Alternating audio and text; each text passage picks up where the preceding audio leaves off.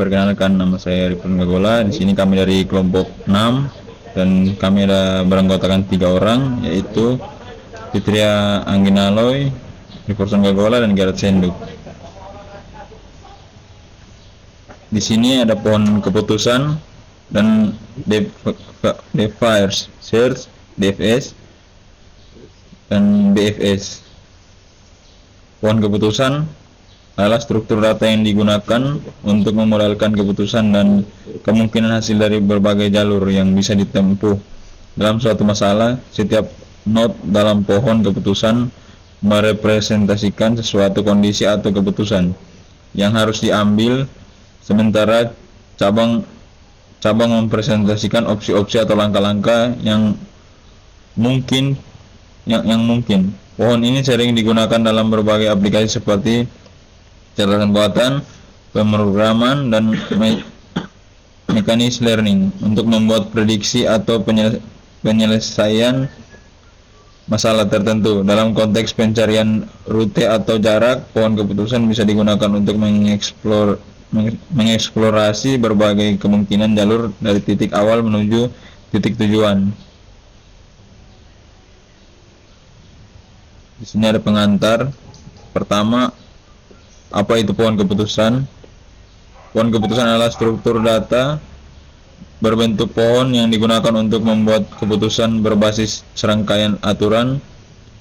Setiap simpul dalam pohon ini merepresentasikan suatu keputusan atau kondisi, dan cabang menunjukkan hasil dari keputusan tersebut. Aplikasi umum kecerdasan buatan dalam AI. Pohon keputusan digunakan untuk membantu agen dalam membuat keputusan berdasarkan keadaan tertentu. Pencarian jalur, algoritma pencarian jalur seperti DFS, BFS, dan Best Fire Search banyak digunakan dalam pemrograman game dan robotik. Struktur dasar pohon keputusan. Pohon keputusan terdiri dari akar atau root, titik dari pohon keputusan, simpul nodes mewakili keputusan atau kondisi. Berikut ada cabang, branches, menghubungkan simpul dan menggambarkan hasil dari suatu keputusan. Simpul down, left nodes menunjukkan hasil akhir setelah beberapa keputusan. Berikut ada contoh diagram. Bayangkan pohon dengan simpul akar di atas yang bercabang ke berbagai simpul lain. Setiap cabang mewakili keputusan yang berbeda, dan simpul daun adalah hasil akhir dari setiap rangkaian keputusan. Dan berikut ada metode pencarian dalam pohon atau graf. Ada 3 metode pencarian yang umum digunakan dalam masalah eksplorasi pohon keputusan atau graf, yaitu DFS, Depth Fire Search, BFS, Breadth Fire Search, dan Best Fire Search. Masing-masing memiliki kelebihan dan kelemahan tergantung pada jenis masalah dan struktur data yang digunakan. Baik, perkenalkan, nama saya Gerard William Senduk dengan NIM 2204138. Pada saat ini saya akan melanjutkan untuk materi kelima dari AI, yaitu Depth First Search atau DFS. DFS adalah metode pencarian yang menjelajahi satu cabang dari akar hingga node paling dalam sebelum mundur dan mencoba jalur yang lain. Proses DFS mirip seperti proses pencarian di pohon atau graph, yang lebih mengutamakan kedalaman jalur dibanding lebar jalur. Nah, untuk karakteristik DFS itu, DFS menggunakan struktur tumpukan stack, baik secara eksplisit maupun melalui rekursi. DFS dapat mencapai simpul terdalam lebih cepat, namun rentan terhadap masalah seperti looping atau eksplorasi berlebihan jika graf besar. Kita lanjut. Nah, untuk contoh DFS itu, langkah-langkah DFS yaitu misalkan mulai dari A, mengunjungi B, lalu mengunjungi D, lalu lebih dalam lagi sampai mengunjungi H, seperti di contoh berikut ini. Nah, DFS terus berjalan hingga mencapai simpul terdalam, lalu kembali untuk menjelajahi jalur lain. Misal, kembali ke D, lalu ke simpul pertama. Kita lanjut. Nah, berikut adalah breadth first search atau BFS.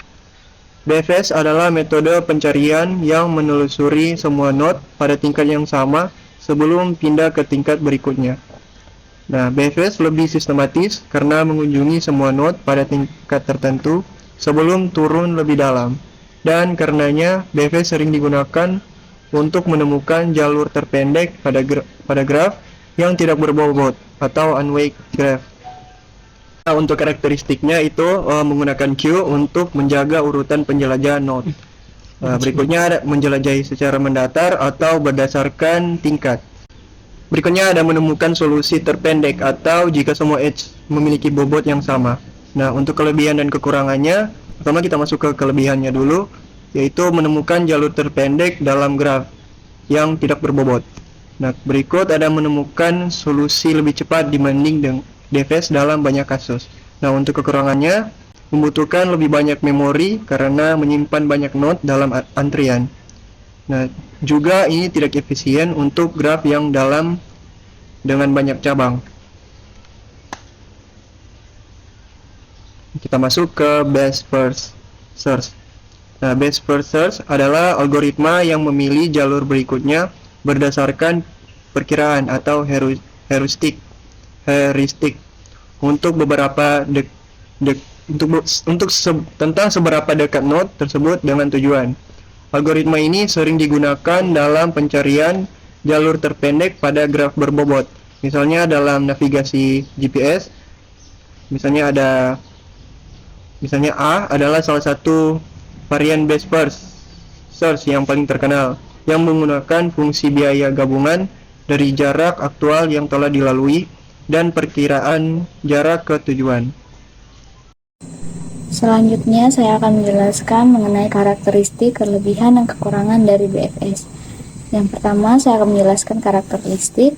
Yang pertama menggunakan priority gateway yang berisi node dengan prioritas terendah berdasarkan fungsi heuristik. Yang kedua, secara sistematis memilih node yang terlihat paling menjanjikan untuk mencapai tujuan.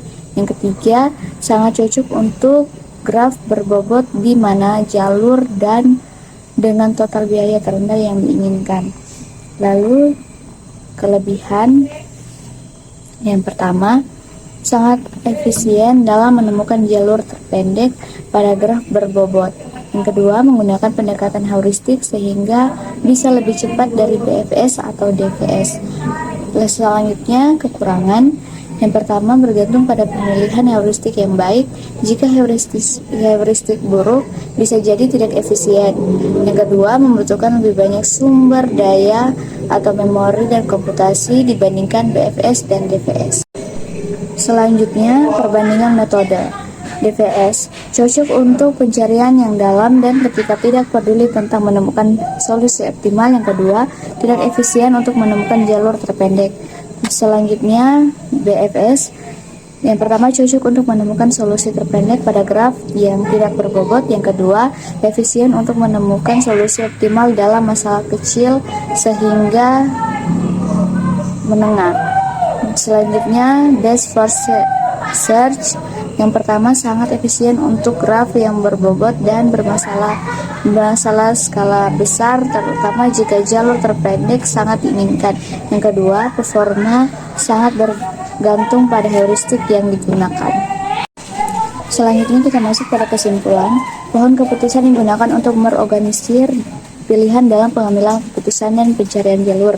DFS atau Depth First Search menelusuri jalur terdalam terlebih dahulu, cocok untuk mengeksplorasi dalam tetapi tidak terlalu efisien. Lalu BFS menelusuri simpul pada level yang sama, memastikan jalur terpendek tetapi membutuhkan lebih banyak memori.